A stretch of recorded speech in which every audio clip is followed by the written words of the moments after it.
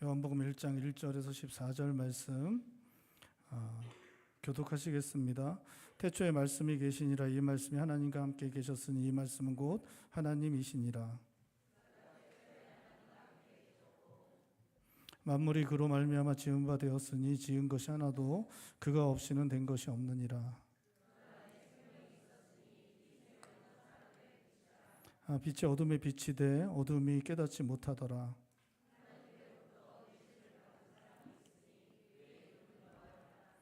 그가 증언하러 왔으니 곧 빛에 대하여 증언하고 모든 사람이 자기로 말미암아 믿게 하려 함이라.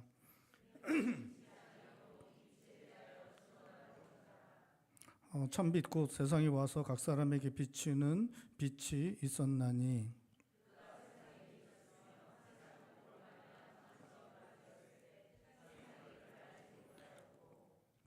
자기 땅에 오매 자기 백성이 영접하지 아니하였으나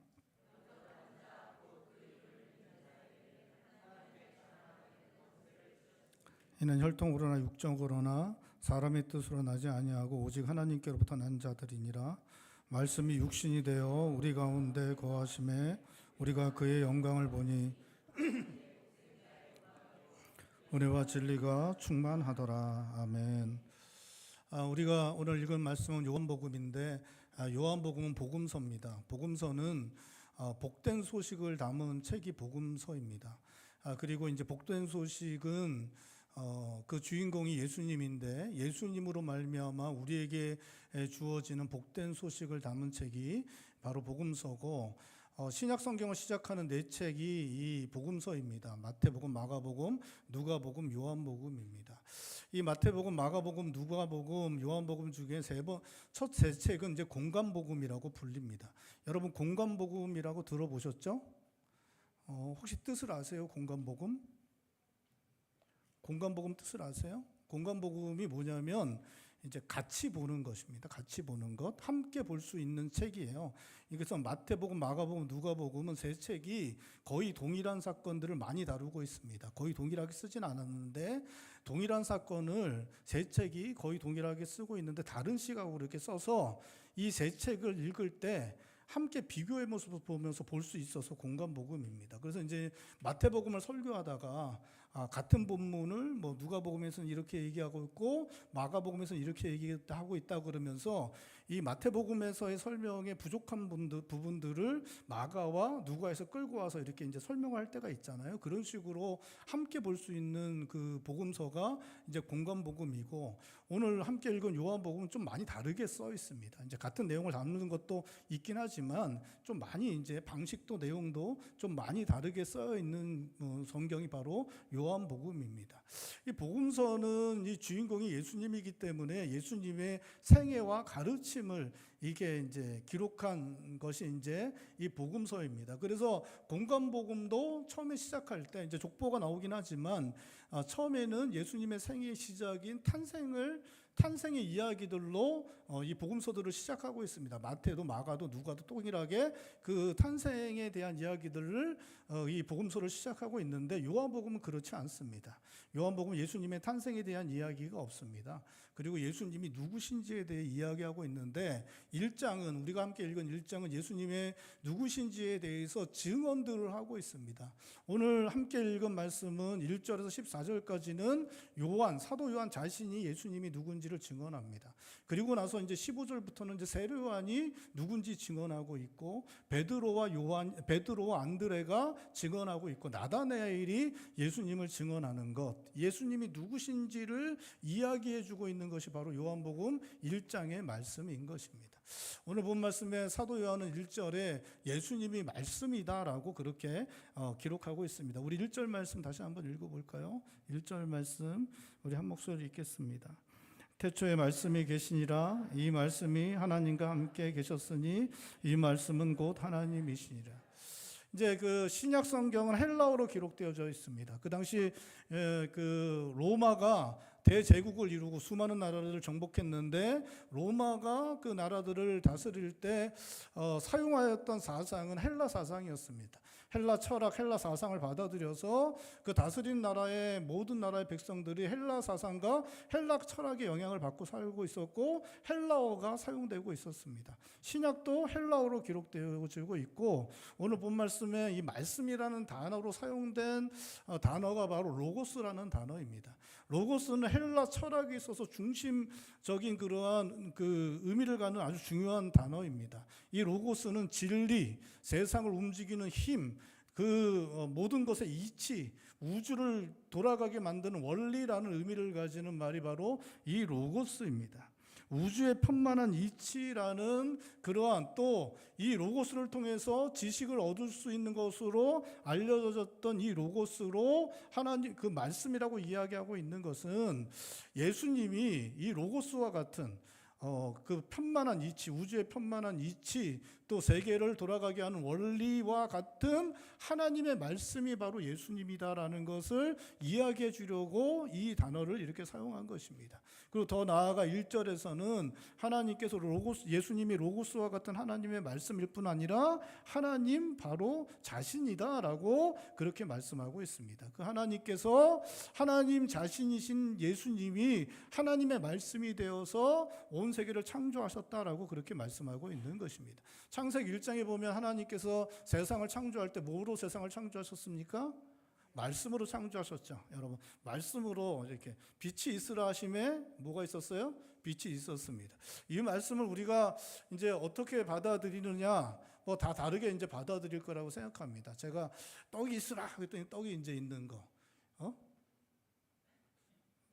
안 되니까 좀 그렇죠. 이게 없었어요. 물병이 있으라 그랬더니 물병이 이렇게 있어요. 이런 것처럼 여러분 생각하십니까? 빛이 있으라 그랬더니 빛이 있어요. 그렇게 생각하십니까? 잘 모르죠? 저도 잘 모릅니다. 저를 잘 모르는데 그것에 대해서 어떻게 설명하냐면 예수님이 뭐라고요? 하나님의 말씀이다. 하나님 말씀이신 예수님이 어떻게 해요? 하나님과 함께 세상을 창조하셨다.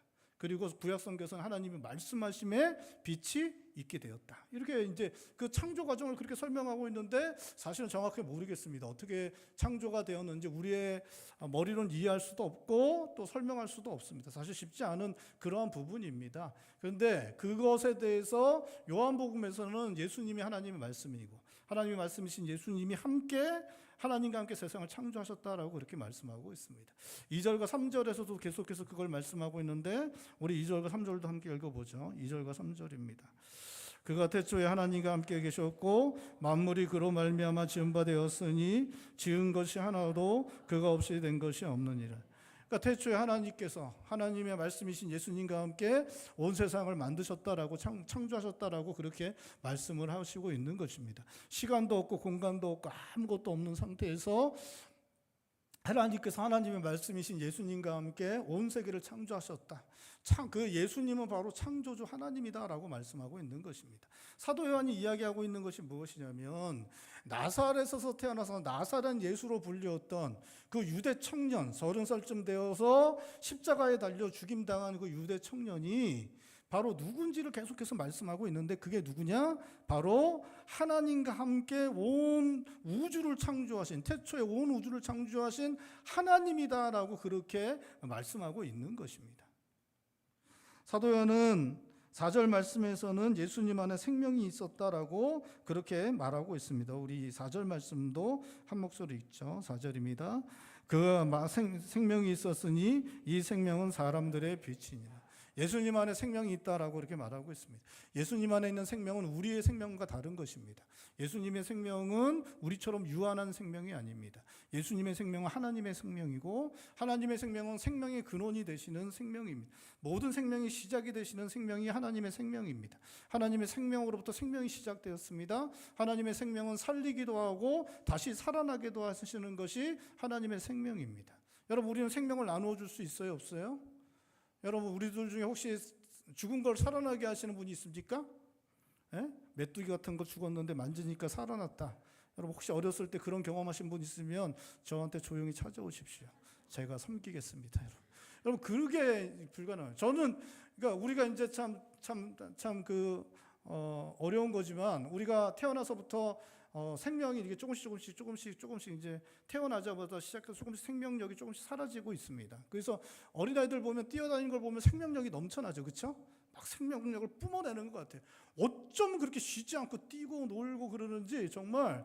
그런데 이제 그게 점점 사그러들게 됩니다. 사그러들게 생명력이 조금씩 없어지는 것 같아요. 그래서 저도 제 생명이 좀 채워지면 좋겠다 그런 생각을 좀 하게 됩니다. 성도님들 좀 그렇죠?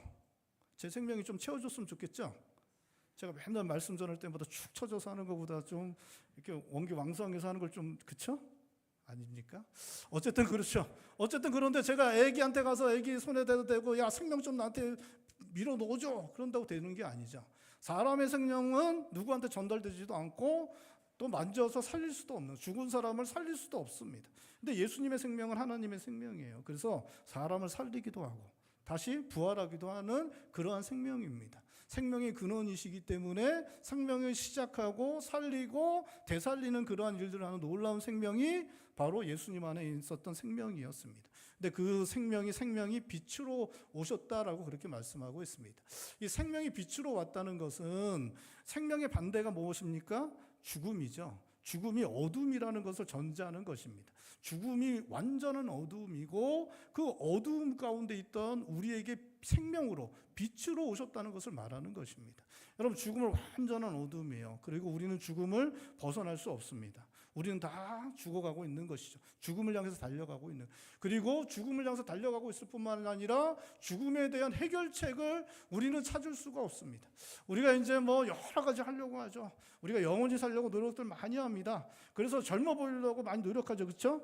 예? 막 고치기도 하고 막 운동하고 좋은 거 다 먹고 와서 그렇게 이야기하죠. 그래서 야, 나 좀 젊어 보이지 않아? 그러죠. 그럼 뭐라고 얘기합니까? 젊어 보여. 그렇지만 속으로는 너가 그래야지 받자지 이게 우리가 아무리 젊어지려고 노력해도 우리가 하루 지나면 어떻습니까?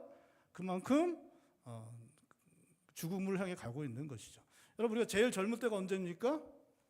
바로 지금이죠. 바로 지금입니다.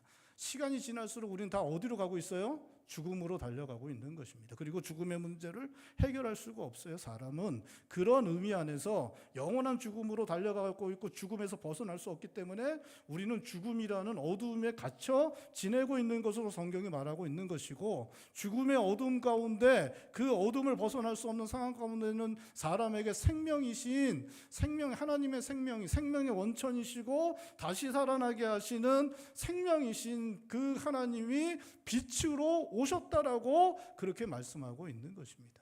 그 주님이 빛으로 오신 것이다라고 그렇게 말씀하고 있습니다. 여러분, 우리가 왜 죽게 되었느냐? 우리가 생명의 원천이신 빛이신 하나님과 단절되었기 때문에 죽게 되었습니다. 여러분, 사람은 처음 만들어졌을 때, 사람이 하나님께 처음 창조하셨을 때 죽게 만드셨어요? 영원히 살게 만드셨어요? 영원히 살도록 만드셨습니다. 우리에게 죽음은 없었습니다. 우리에게 죽음은 없었어요. 처음에 죽음이 근데 우리에게 들어온 것이죠.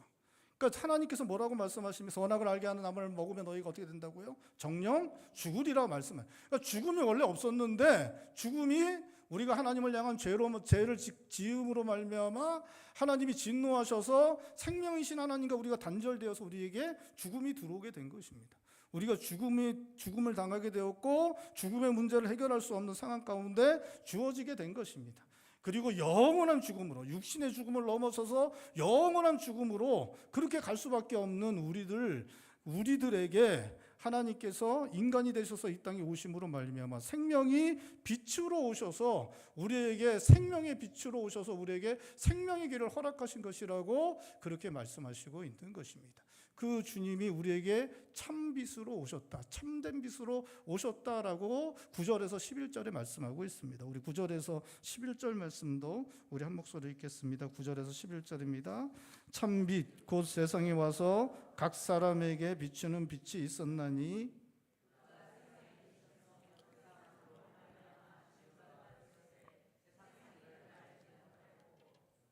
자기 땅에 오매 자기 백성이 영접하지 아니하였으나.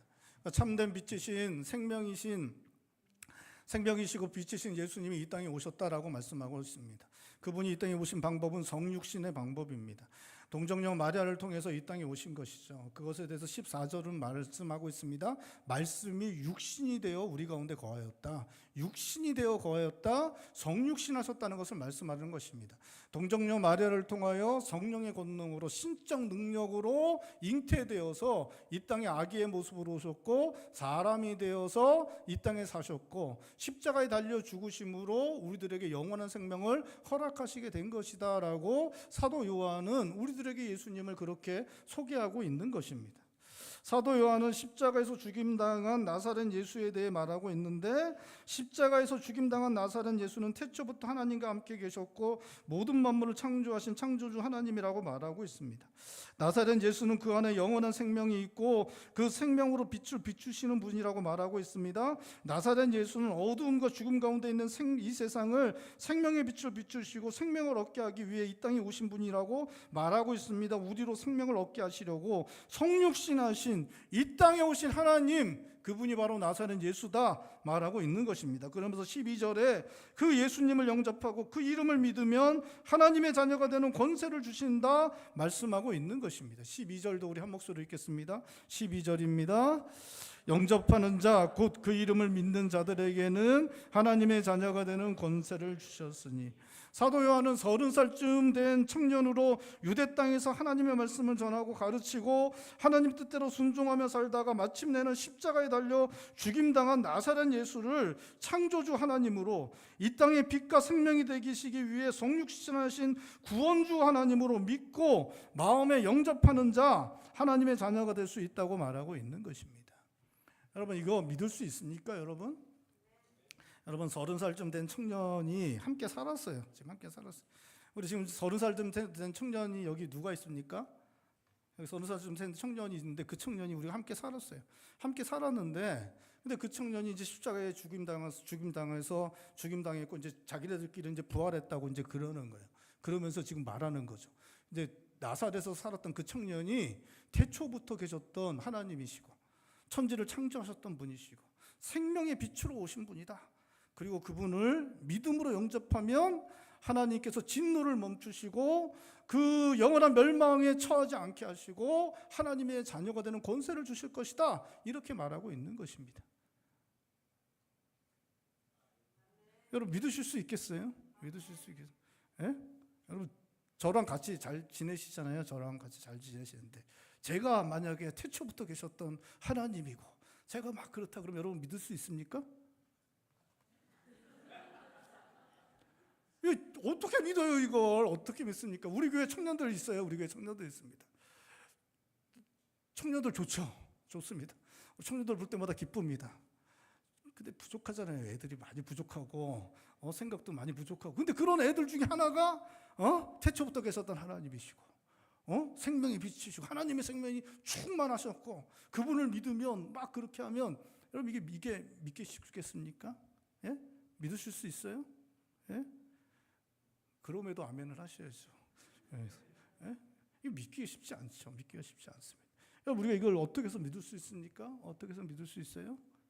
우리가 말씀이기 때문에 믿을 수 있죠. 하나님의 말씀이기 때문에 우리가 믿을 수 있습니다. 이분을 예언한 것이 누굽니까? 약속해 주신 것이 누구예요? 하나님이십니다. 구약 성경이 이분에 대해서 계속해서 약속을 주셨어요. 어떤 모습으로 오실 것인지, 처녀에게서 나을 것인지 그것도 다 예언해 주셨어요. 이분이 어떠한 모습으로 올 것이고 어떻게 와서 무엇을 할 것인지 말씀해 주셨고 그 말씀대로 오신 분이 누구예요? 예수님입니다. 구약 성경의 예언대로 오신, 약속대로 오신 분이 예수님이고 그 약속대로 그 예언대로 사신 분이 예수님이에요. 예수님이 그토록이나 말씀을 이루기 위해 최선을 다하는 삶을 사십니다. 정말 말씀을 이루기 위해, 선지자의 말을 이루기 위해 최선을 다해서 그렇게 행하십니다. 그렇게 모든 것들을 감당하십니다. 그렇게 하신 이유가 나사렛 예수가 하나님의 아들이라는 것을 보여주시기 위해서 그렇게 하신 것입니다. 우리가 믿을 수 있는 근거는 바로 하나님 말씀 때문입니다. 구약 성경의 이 모든 일들을 예수님이 이루셨고 그 이루신 예수님을 통하여 우리가 구원을 얻을 것이라고 사도 요한은 또다시 12절에 우리들에게 약속해 주신 것입니다. 구약의 약속대로 예수님이 오셨고 그 약속하신 것을 예수님이 이 땅에서 이루셨고 그 이루신 예수님으로 말미암아 12절에 우리들에게 또 다른 약속을 허락하시고 있는 것이고 그 약속을 믿고 예수를 영접하는 자마다 하나님의 자녀가 되는 권세가 우리들에게 주어진다라고 그렇게 말씀하고 있는 것입니다. 사랑하는 성도 여러분, 이 약속의 말씀을 믿으실 수 있길 바랍니다. 예수님을 영접하는 자들은 하나님의 자녀가 되는 권세를 얻습니다. 예수님을 영접하는 자들은 하나님의 진노가 그치고 영원한 열망으로부터 구원을 받아 하나님의 자녀가 되는 권세를 얻습니다. 예수님을 영접하는 자가 그렇습니다. 여러분, 예수님을 믿는다는 게 무엇입니까? 예수님을 믿는다는 것. 저는 제 아내를 믿습니다. 제 아내도 저를 믿죠. 그런 게 아니에요. 믿는다는 건 그런 게 아닙니다. 그런 게 아니에요. 야, 나 믿어? 나 못 믿어? 이런 게 아니에요. 믿는 거는 우리가 그렇게 오해하는데 그게 아닙니다. 믿음은 뭐예요? 정확하게 얘기하고 있죠. 뭐예요? 영접하는 것이. 영접하는 거예요. 예수님을 누구로 영접하느냐? 창조주 하나님으로, 또 구원의 하나님으로, 창조주로 구원주로 나의 인생의 주님으로 영접하는 거예요. 그래서 우리 주님께서 나에게, 우리가 그래서 예수님을 뭐라고 불러요? 주님이라고 부르죠. 주님. 주님은 주인님의 약자예요. 주인님의 약자. 우리가 주인님 부르는 것입니다. 예수님을 주인님으로 내가 영접을 하는 거죠. 예수님을 나에게 내 마음에 영접을 하는 거예요. 그분은 창조주이시고 구원주이시기 때문에 내 마음에 주인님으로 영접하는 거예요. 그래서 그 주인님이 시키면 어떻게 해요? 따라서 순종하는 거죠. 순종하는. 그게 믿는 것입니다. 그게 믿는 거예요. 그렇게 믿는 자들은 하나님의 자녀가 되는 권세를 주십니다. 하나님의 자녀가 된다는 것은 하나님께서 그를 자녀로 기르신다는 것을 말합니다. 보호해 주시고 돌봐주시고 인도해 주십니다. 우리를 보호해 주시고 돌봐주시고 인도하시는데 어디까지? 이 땅 사는 내내 돌봐주시고 보호해 주실 뿐만 아니라 저 영원한 나라까지 우리를 보호하시고 인도하시는 것, 그것이 하나님께서 우리 아버지 되시는 것입니다. 제가 얼마 전에 지나가다가 이 짧은 영상 하나를 봤습니다. 짧은 한 영상 하나를 봤는데 이게 이제 군인이 이 전쟁터인지 아니면 자기 직장 자기 군대 부대인지 몇 년 만에 이렇게 돌아오는 것 같아요. 이게 군인의 날을 맞아서 돌아옵니다. 그래서 자기 아이가 있는 학교에 가요. 그래서 뭐 강당도 가고 수업 받는 데도 갑니다. 혹시 보신 분 있어요? 그래서 아버지가 이렇게 갑자기 이렇게 나타나면 애들이 어떻게 하는 줄 아세요? 저기서 아버지 알아보고 막 달려옵니다. 상도 뛰어넘고 막 하면서 아버지한테 와서 붕, 애들이 그렇게 높이 뛰기를 하는지 몰랐네요. 붕 뛰어서 아버지 안기면 아버지가 와락 안고 이렇게 단 한 아이도 그렇게 하지 않은 아이가 없어요. 보자마자 달려오고 어떤 애는 안 달려오는 애는 딱 한 이유가 하나예요. 보느라고 울면서 눈물을 갖다가 뭐 하지 못하면서 하면서 막 울면 또 아버지가 울면서 같이 안고 아버지도 같이 울고 이렇게 합니다. 여러분, 자녀와 아버지의 관계는 그러한 것입니다. 자녀와 그 아버지의 관계는 그러한 거예요. 저는 그거 보면서 야, 아이들이 얼마나 좋을까, 저런 아버지가 저렇게 돌아오면 아이들이 얼마나 좋을까도 생각을 했는데, 여러분, 아이도 좋겠지만 누가 더 좋겠습니까? 아버지가 얼마나 좋겠어요. 아버지가 그런 아이들이 자기 자녀가 그렇게 멀리서 자기 알아보고 막 달려와서 확 안기면 이제까지의 모든 그러한 힘든 거 어려운 것들 다 녹아내려 가지 않겠습니까, 여러분? 저기서 애가 날 봤는데 아빠 그리고 손을 들고 어제 봤던 아버지, 아침에 봤던 아버지, 아침에 집 나올 때 본 아버지 본 것처럼 이렇게 그냥 흔들고 그냥 끝내버리면 아버지 마음이 어떻겠습니까? 하나님 아버지와 우리의 관계가 그런 것이라고, 그런 거 아닌가 저는 좀 생각을 했습니다. 그 영상 보면서 야, 나도 좀 너무 땡깡을 안 부리는 거 아닌가? 내가 하나님께 너무 땡깡 안 부리는 거 아닌가? 너무 하나님과 내가 관계를 갖다가 예의를 차리면서 하나님 아버지 이렇게 하여 주시옵시고 저렇게 하여 주시옵시고 모든 건 내 책임인데 하나님 아버지 다 제가 잘못한, 마치 진짜 뭐 그런 거 아닌가, 좀 말도 안 되는 짓거리 해놓고 당연하다든지 아버지한테 가서 땡깡 부리면서 자기가 한 건 신경도 안 쓰고 그런 아들처럼 좀 해도 되는 거 아닌가? 여러분, 그렇다고 너무 막 하지 마십시오. 막 하다가 큰일 납니다. 좀 그렇게 그러시면 안 돼요. 어쨌든 좀 그런 거 아니에요. 여러분, 하나님께서 우리를 그런 자녀로 삼아 주신다라고 말씀하고 있습니다. 하나님께 나아가 부르짖으면 당연히 자녀들이 아버지의 도움을 구하는 것처럼, 어머니의 도움을 당연히 생각하고 구하는 것처럼, 그러면 당연히 들어주시는 것처럼 하나님께서 우리와 그런 관계를 맺으시겠다라고, 그런 관계가 될 것이라고 말씀하시고 있습니다. 우리가 예수 믿어 구원 얻는, 예수 믿고 영접하여 구원 얻는 역사가 우리 교회 안에 계속해서 나타날 수 있길 바랍니다. 이 시대 가운데도 구원의 역사가 일어나는 교회가 되길 원합니다. 그리고 구원 얻은 우리가 우리 아버지 되신 하나님께 나아가 그렇게 구하고 하나님께서 주시는 것들로 기뻐하며 감사하며 감격하며 하나님께서 허락하신 우리 인생을 그렇게 복되게 아름답게 살아가실 수 있는 성도님들 되시기를 바랍니다. 14절에서는 하나님께서 14절에서는 예수님이 육신되어 이 땅에 오셨다라고 그렇게 말씀하고 있습니다. 우리 14절 말씀도 우리 한 목소리 읽어볼까요? 14절입니다. 말씀이 육신이 되어 우리 가운데 거하심에 우리가 그의 영광을 보니 아버지의 독생자의 영광이요 은혜와 진리가 충만하더라. 우리가 예수님께 나아가면 예수님을 통해서 영광을 볼 수 있는데 하나님의 영광을 볼 수 있다 라고 그렇게 말씀하고 있습니다. 예수님을 통해서 우리가 하나님을 볼 수 있고 하나님의 영광을 볼 수 있다라고 그렇게 말씀하고 있는 것입니다. 그리고 또 예수님 안에 충만한 게 두 가지가 있는데 하나는 은혜고 하나는 진리다라고 말씀하고 있습니다.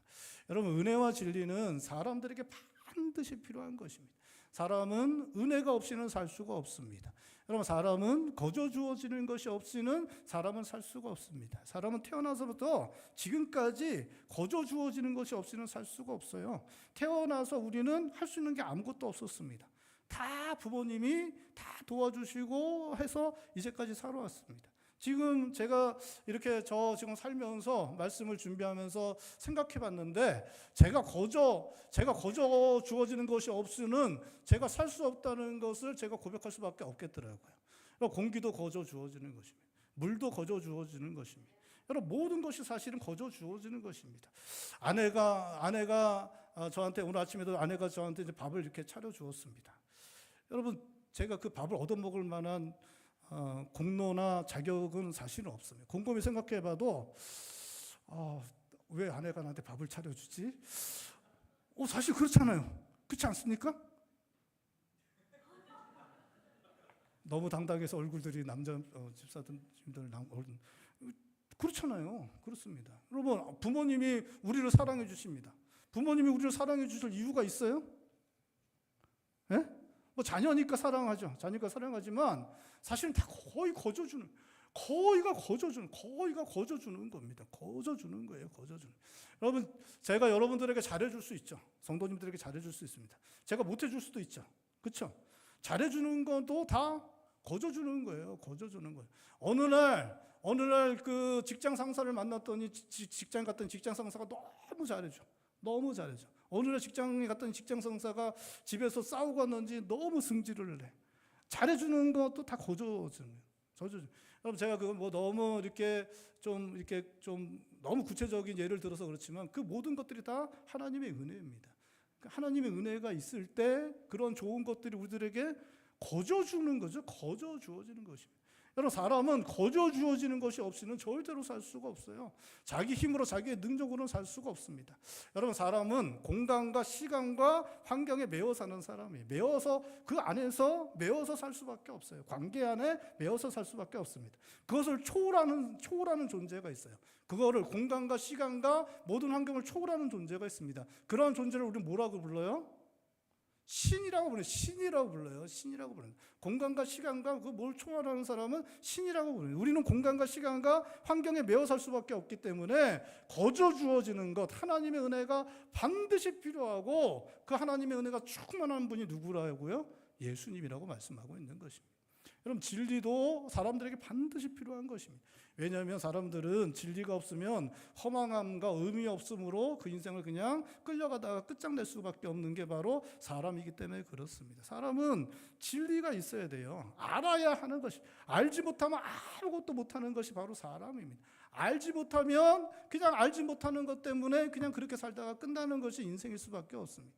사람의 인생이 의미로 가득 차려면, 사람의 인생이 제대로 살아내려면 진리를 알아야 되는데, 진리가 충만한 분이 누구십니까? 바로 하나님, 예수님이라고 그렇게 말씀하고 있는 것입니다. 우리가 예수님께 나아가야 됩니다. 예수께 나아가서 우리가 하나님의 영광을 봐야 됩니다.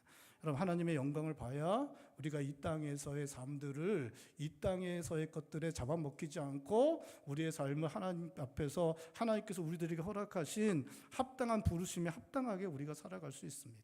하나님께서 우리를 갖다가 이렇게 하나님의 형상으로 만드셨잖아요. 만드시면서 하나님께서 우리들에게 어떤 삶을 살길 원하셨을까요?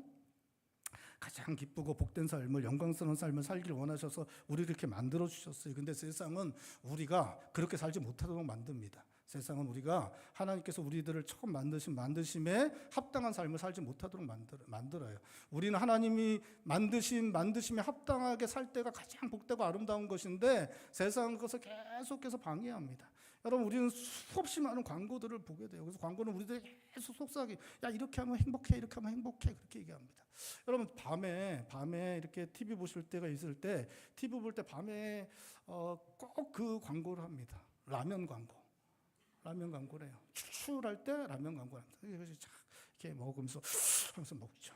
먹으면 속으로 어떻게 생각이 드냐면, 야, 저거 한 젓갈 먹으면 너무 행복할 것 같다는 생각이 듭니다. 그럼 그거 가서 먹어보세요. 먹으면 어떻게 됩니까? 다음 날에 퉁퉁 분 얼굴을 직면하게 될 겁니다. 예? 여러분, 그리고 몸에 여러 가지 것들이 안 좋아지는 거예요. 광고라는 게 그런 거죠. 광고가 이렇게 우리들한테 계속해서 속삭이죠. 이렇게 하면 우리들이 행복할 거라고, 너가 제일 좋을 거라고 얘기하지만 그대로 해보면 그렇지 않습니다. 우리 인생을 망하게 하는 게 너무나 많죠. 여러분, 정치인들, 또 기업인들, 이 땅의 지도자들, 이런 사람들이 우리들에게 얼마나 많은 거짓말들을 합니까? 여러분, 우리 지도자들이 그런 얘기 잘하죠. 공정할 거라고. 나는 공정하다. 나는 정의롭다. 뭐 이런 얘기도 자주 합니다. 뭐 지금 대통령뿐만 아니라 전에 대통령도 그랬고, 뭐 계속해서 그렇게 해왔죠. 여러분, 공정할 수 있어요? 공정할 수 있습니까? 절대 없습니다. 여러분, 거짓말이에요. 공정할 거라는 것은 다 거짓말입니다. 어떻게 공정해요? 그렇죠? 예? 여러분, 아들하고 남하고 똑같이 할 수 있어요? 예? 아내하고 남하고 똑같이 할 수 있습니까? 저한테 은혜를 베풀어 준 사람이 있어요. 제가 힘들 때, 너무 고통스러울 때 저를 살려준 사람이 있습니다. 그 사람하고 남하고 똑같이 할 수 있습니까? 똑같이 해도 문제잖아요. 그거 솔직히 똑같이 해도 문제 아닙니까? 그렇죠? 여러분, 공정할 수 없습니다. 여러분, 정의로울 수 없습니다. 여러분, 정치인들이 할 수 있는 건, 제가 최대한 양보해서 볼 때 진실할 수 있어요. 진실할 수 있습니다. 어떤 분들은 나와서 제가 공정하려고 노력했는데 이래 해서 공정할 수 없었습니다. 죄송합니다. 그렇게 진실하게 하시는 분들은 있어요. 근데 공정, 정의 다 거짓말입니다. 그렇게 해서 표 얻어서 지 하고 싶은 대로 하는 게 세상입니다. 여러분, 정치인들, 지도자들 다 그렇습니다. 여러분, 그러한 것들이 너무나 많아요. 우리가 살아가는 세상에서 잘못된 가르침들, 잘못된 욕구를 불러일으키는 것들 너무나 많습니다. 이 세상 그러한 것들 너무 많습니다. 그런 것들에 빠지지 않고 참된 삶을 살아가려면 하나님의 영광을 보아야 합니다. 하나님의 영광을 볼 때 이 세상에서 이루어지는 모든 일들의 가치를 알 수 있습니다. 하나님의 뜻을 알 때, 하나님 앞에 바로 설 때 여러분, 이 땅에서 이루어지는 것들의 가치를 알 수 있어요. 제가 청년 때 제 아버님 살아가실 때 제일 제가 후회하는 게 아버지하고 싸운 거예요. 제가 아버지랑 싸웠던 주제 중에, 그 중요한 주제 중에 하나가 진보와 보수로 나뉘어서 싸운 겁니다. 제가 그때는 청년이어서, 젊어서 제가 진보적인 생각이 많았습니다. 저희 아버지는 유교도 겪으시고 일제도 겪으셨던 분이시기 때문에 되게 보수적인 분이셨어요. 저는 이제 진보적이어서 제가 잘난 줄 알고 그냥 그렇게, 아버지 몰라서 그러는 거라고 하면서 그렇게, 저희 아버지는 너 이놈의 새끼 아무것도 모르면서 그런다고 하면서 너무 막 저희 아버지 돌아가셨어요. 그리고 보니까 내가 왜 쓸데없는 그 바보 같은 짓을 왜 했는지 이해가 안 되더래요. 하나님 말씀을 알아갈수록, 인생을 알아갈수록, 하나님 앞에 설수록, 하나님의 영광에 다가갈수록 그 쓸데없는 짓을 내가 왜 했을까? 아버지를 섬기고 아버지 말씀 듣고 하나라도 묻고 하나라도 인생에 대해서 배우려고 노력하지 않고 내가 왜 그 쓸데없는 짓을 했을까? 그 생각을 할 때가 많습니다. 여러분, 우리가 하나님의 영광을 보고 하나님을 알고 하나님의 말씀을 하나님의 뜻을 깨달아 할 때 우리가 이 세상이 어떠한지를 알 수 있어요. 그 가치를 세상에서 이루어지는 일이 다 무의미하다는 게 아니라 세상에서 이루어지는 일들의 가치를 알고 정말 복된 일들을 선택하고 그 일들을 행하는 일들이 일어날 수 있습니다. 하나님의 영광을 볼 때입니다. 여러분, 하나님의 은혜가 있어야 우리가 반드시 살 수 있습니다. 우리가 하나님의 진리를 알아야 우리의 삶이 길을 잃지 않고 우리가 그 생명의 길로 나아갈 수 있습니다. 여러분, 그렇기 때문에 우리가 누구에게 나아가야 하냐면 예수님께 나아가야 합니다. 하나님의 영광을 보여주시는 예수님께로, 하나님의 은혜를 우리들에게 풍성히 허락하시는 예수님께로, 하나님의 진리를 알게 하시는 예수님께로 나아가야 하는 것입니다. 여러분, 너무나 바쁘시죠? 그렇죠? 너무나 바쁘시죠? 바쁜 삶도 살고 계셔서 일주일에 한 번도 예수님 앞에 서기가 쉽지 않으실 텐데, 여러분 좀 바쁘더라도 좀 시간을 내려놓고 바쁨을 좀 멈추어서서 예수님 앞에 나아가실 수 있길 바랍니다. 하나님 앞에 자녀로 나아가서 하나님께 부르짖으실 수 있길 바랍니다. 여러분, 하나님께서 우리를 하나님의 자녀로 부르시고 예수님께서 생명의 빛을 비춰서 생명의 길을 허락하신 것은 우리 인생이 잘 되기를 원하셔서 그렇게 하시는 것입니다.